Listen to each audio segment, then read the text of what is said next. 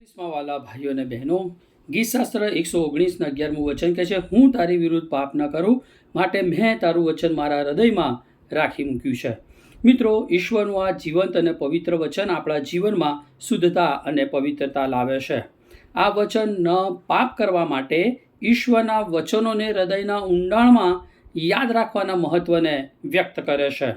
ઈશ્વરના વચનને હૃદયમાં રાખવાનો અર્થ એ છે કે તેને ઉપર છેલ્લું નહીં, પણ બરાબર રીતે સારી રીતે યાદ રાખવું અને તેને અતિ મૂલ્યવાન ખજાના સમાન ગણવું, એમ કહે છે. ઈશ્વરનું વચન જ એ આપણું જીવન હોવું જોઈએ, એમ આ વચન કહે છે. ઈશ્વરનું વચન એ આંતરિક વિચારોને અને તેમજ બાહ્ય વર્તનને એ પવિત્ર રાખે છે. ઈશ્વરનું વચન હૃદયમાં રાખવાનો હેતુ એવી રીતે જીવવાનો છે કે જે ઈશ્વરને ખુશ કરે અને લોકોને ઈશ્વરનો દિવ્ય પ્રકાશ પૂરો પાડે. જ્યારે ઈશ્વરના વચનોને યાદ રાખીને તેને મૂલ્યવાન ગણવામાં આવે છે, ત્યારે તે વ્યક્તિને લાલચનો પ્રતિકાર કરવામાં અને સમજદાર પસંદગીઓ કરવામાં મદદરૂપ બને છે. પ્રભુ આ વચન સમજવાને આપ સર્વને મદદ કરે. આમેન.